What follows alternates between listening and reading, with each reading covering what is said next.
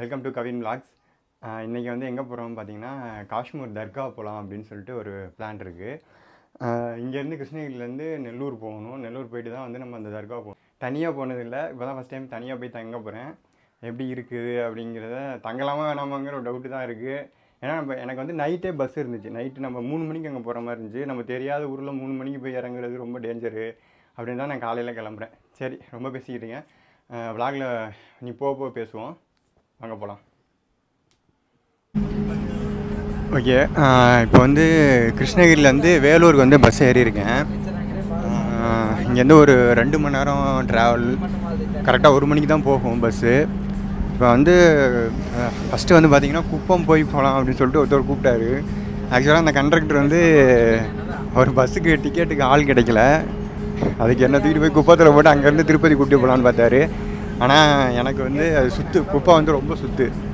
அதனால் நம்ம வேலூர் போயிட்டு வேலூர்லேருந்து திருப்பதி போயிட்டு திருப்பதிலேருந்து நம்ம காஷ்மீரா போகிறது தான் நம்மளுக்கு, தர்கா போகிறது தான் நம்மளுக்கு பக்கம். அதனால தான் நான் அந்த ரூட்டு சூஸ் பண்ணியிருக்கேன். இப்போ 1 மணிக்கு வந்து வண்டி அங்கே போயிடும். அங்கே போயிடுச்சுன்னா நம்ம அங்கேருந்து அப்புறம் அங்கேருந்து ஒரு 2 மணி நேரம் ஆகும்னு நினைக்கிறேன் திருப்பதி போகிறதுக்கு.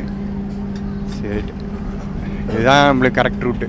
இங்கேருந்து டிக்கெட் பார்த்திங்கன்னா வந்து 112 ரூபா டிக்கெட்டு பஸ்ஸில். சரி, இனிமேல் போக நான் கண்டினியூ பண்ணுறேன். ஒன்று இதுதான் வந்து அந்த ஏலகிரி மலை. பஸ்ஸில் போகும்போது பார்த்தேன், செம்ம அழகாக இருந்துச்சு. நான் இதுக்கு முன்னாடியே இந்த இடத்துக்கு போய் வீடியோ போட்டிருக்கேன், என்னோட சேனலில் இருக்குது, நீங்கள் போய் பார்க்குறதுனா பாருங்கள். ஏலகிரி மலை சூப்பராக இருக்கும். கீழே பார்த்தீங்கன்னா ஃபுல்லாமே வந்து தென்னந்தோப்பு தான் இருந்துச்சு, பார்க்குறதுக்கு ரொம்ப அழகாக. பஸ்ஸில் ஒரே சாங்ஸ் போட்டனால என்னால் வீடியோ எடுக்க முடியல. ஏன்னா பேக்ரவுண்ட் சாங்ஸ் கேட்டோம்னா வந்து காப்பி ஸ்பீக்கர் வந்து சாங்ஸ் கேட்டேன். இங்கேருந்து பார்த்தீங்கன்னா வந்து சேர் ஆட்டோ அவைலபிள் இருக்குது, அப்புறம் பஸ் இருக்குது. நான் வந்து அவுட்டரில் வந்து இறங்கிட்டேன். ஃபைனலாக வந்து எப்படி வர்றது இந்த இடத்துக்கு அப்படிங்கிறத சொல்கிறேன். அப்புறம் ஒரு வழியாக நம்ம வந்து காஷ்மீர் தர்கா ரீச் பண்ணியாச்சு. இதுதான் காஷ்மீர் தர்காவோட என்ட்ரன்ஸு. பார்க்க நம்ம கோயிலுக்குள்ளே போகிற மாதிரி தான் எனக்கு அந்த ஃபீல் இருந்துச்சு. 2 சைடும் கடைகள் நிறையா இருந்துச்சு. இங்கே வந்து தேங்காய், பூ, பழம், இது வந்து தேங்காய்லாம் உடைக்கிறாங்க, ரொம்ப வித்தியாசமாக இருந்துச்சு. எனக்கு முஸ்லீம்ஸில் வந்து தேங்காய் அந்தலாம் அப்படின்னு நான் நினைக்கிறேன். பட் ஆனால் இங்கே தேங்காய், ஊதுபத்தி, பூ எல்லாமே வச்சுருந்தாங்க. அதுதான் இங்கே பூஜை ஜாமானாக கொடுக்குறாங்க. அதை வாங்கிட்டு போய் நம்ம உள்ளே கொடுத்தோம்னா அவங்க உடச்சிக்குவாங்க. இங்கே நான் எல்லா ஜாமான் இதெல்லாம் வாங்கினதுக்கப்புறம் கை கால்லாம் அலம்புறதுக்கு அங்கேயே ஒரு இடம் வச்சுருந்தாங்க. அங்கே போய் நான் கை கால்லாம் அலம்பிக்கிட்டேன் வெளியிலேயே. நம்ம எப்படி மசூதிக்கு போனால் எப்படி கை கால்லாம் வாஷ் பண்ணுறோமோ அந்த மாதிரி தான் இங்கேயும். அந்த இதில் போய் நம்ம தேவைப்பட்டால் நம்ம கை கால்லாம் அலம்பிக்கிட்டு உள்ளே போனோம்னா ரொம்பவே வந்து ஒரு பீஸ்ஃபுல்லான ஒரு இடமா இருந்துச்சு. நான் வந்து இதுக்கு முன்னாடி இந்த மாதிரி எங்கே ஒன்று இருந்தேன்னா, கேரளா போகும்போது இப்போ சோட்டானிக்கார பகவதி அம்மன் கோயில் போயிருந்தேன். அங்கே வந்து நான் இந்த மாதிரி ஒரு பீஸ்ஃபுல்லான ஒரு எனர்ஜியை உணர்ந்தேன். அதே மாதிரி ஒரு எனர்ஜி இங்கே இருக்குது. உள்ளே போனோன்னா ஒரு அமைதி, அவ்வளோ ஒரு அமைதி, ஒரு நிம்மதியான ஒரு ஃபீல் இருந்துச்சு எனக்கு. உண்மையாலுமே விஜய் சித்துவா நான் சொல்லும்போது என்ன ஏதோ சொல்கிறார் அப்படின்னு இருந்தேன். ஆனால் இங்கே போகும்போது ஒரு நிம்மதி கிடச்சிச்சு. நீங்களும் வந்து ரொம்ப ஒரு ஸ்ட்ரெஸ்டாக ஒரு மாதிரி ஃபீலாக இருந்துச்சுன்னா கண்டிப்பாக எடுத்துக்கு போங்க. அதுவும் அமாவாசை அன்னைக்கு போங்க.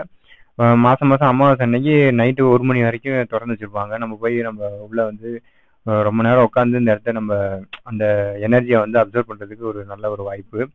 உள்ளே போன உடனே வந்து பார்த்தீங்கன்னா ஒரே சவுண்டு 2 சைடும். நிறைய பேய் பிடிச்சி இந்த மாதிரி இதெல்லாம் வந்திருந்தாங்க, கத்திக்கிட்டு இருந்தாங்க அவங்க.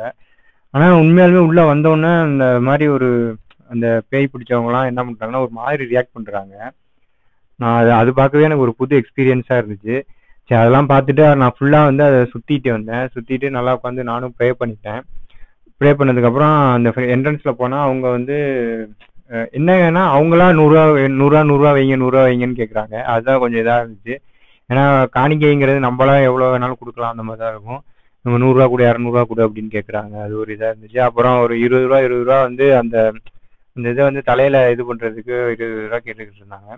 சரி விடுங்க, நம்ம கோயிலுக்கு போனால் பூசாரி கொடுக்குறது இல்லையா, அது மாதிரி தான் நான் நினச்சிக்கிட்டு கொடுத்துட்டு வந்தேன். பட்டு இது ஓகே. அதுக்கப்புறம் ஃபுல்லாக சுற்றிட்டு நான் ஒரு ஓரமாக போய் உட்காந்துட்டேன். ரொம்பவே ஒரு அமைதியை உணர்ந்த இடம் இது வந்து. அப்புறம் சென்னையிலேருந்து ஒருத்தர் வந்திருந்தாரு. அப்புறம் அவரோட கொஞ்ச நேரம் பேசிக்கிட்டு இருந்தாங்க. டைம் போனே தெரியல, 1 மணியே ஆயிடுச்சு. பஸ்ஸில் எப்படி வர்றது அப்படின்னு நான் வந்து சொல்கிறேன். நீங்கள் வந்து ஒன்றும் பிரச்சனை இல்லை. நம்ம திருப்பதி எங்கே இருந்தாலும் திருப்பதி வந்துட்டு, நீங்கள் சென்னைனா சென்னையிலேருந்து கொஞ்சம் பக்கமாக தான் இருக்கும். இந்த சைட்லேருந்து வந்தீங்கன்னா நீங்கள் திருப்பதி வந்துடணும். எனக்கு திருப்பதியிலேருந்து பஸ் ஏறுறது தான் கொஞ்சம் சிரமம் போயிடுச்சு. ஏன்னா லாங்குவேஜ் ப்ராப்ளம் இருந்துச்சு. அங்கே எல்லாமே தெலுங்கு பேசுகிறாங்க. தெலுங்கு சுத்தமாக இல்லை எனக்கு. அப்புறம் நான் இங்கிலீஷை வச்சு கொஞ்சம் கொஞ்சமாக சமாளித்தேன். நெல்லூர் பஸ் ஏறிட வேண்டியதான். நெல்லூர் பஸ் ஏறிட்டு அங்கேருந்து வெங்கடாச்சலம் பஸ் ஸ்டாப்னு சொல்லி அங்கே இறங்கியிருக்கான். அங்கேருந்து நம்மளுக்கு ஷேர் ஆட்டோ அவைலபிளாக இருக்குது. அங்கே எல்லாருமே தமிழ் பேசுகிறனால நம்மளுக்கு ஒன்றும் பிரச்சனை இல்லை. கண்டிப்பாக இந்த இடத்துக்கு வாங்க. இங்கே வந்த ஃபீலே வந்து வேறு மாதிரி இருந்துச்சு. நான் வந்து ஒரு மணி வரைக்கும் வெயிட் பண்ணிக்கிட்டு இருந்தேன். ஏன்னா இங்கே 1 மணிக்கு மேலே வந்து பூட்டிடுவாங்களாம். அதனால 1 மணி வரைக்கும் இருந்துட்டு 12 மணி போல் நம்ம தேங்காயெல்லாம் தலையில் வச்சு சுற்றுறாங்க. சுற்றி உடச்சிட்டு போகணும். அதுதான் வந்து இங்கே ஐதீகம்.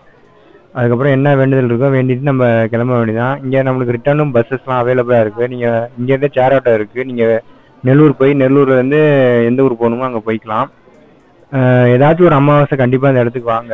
நீங்கள் ஒரு தாட்டி வந்து பாருங்கள். ஒரு டிஃப்ரென்ஸ் உங்கள் லைஃப்பில் ஒரு பீஸ்ஃபுல்லாக உணர்வீங்க. கண்டிப்பாக அதை நான் உணர்ந்தேன். இங்கே போயிட்டு வந்ததுக்கப்புறம் என் பர்சனல் லைஃப்லேயே கொஞ்சம் சேஞ்சஸ் இருந்துச்சு. ஓரளவுக்கு நல்லா இருந்துச்சு. நான் வருஷம் இந்த இடத்துக்கு போகணும் அப்படின்னு ஒரு முடிவு பண்ணியிருந்தேன். இருந்தால் லைக் பண்ணுங்கள், ஷேர் பண்ணுங்கள், கமெண்ட் பண்ணுங்கள். தொடர்ந்து இந்த மாதிரி வீடியோஸ்க்கு சேனலை சப்ஸ்கிரைப் பண்ணுங்கள்.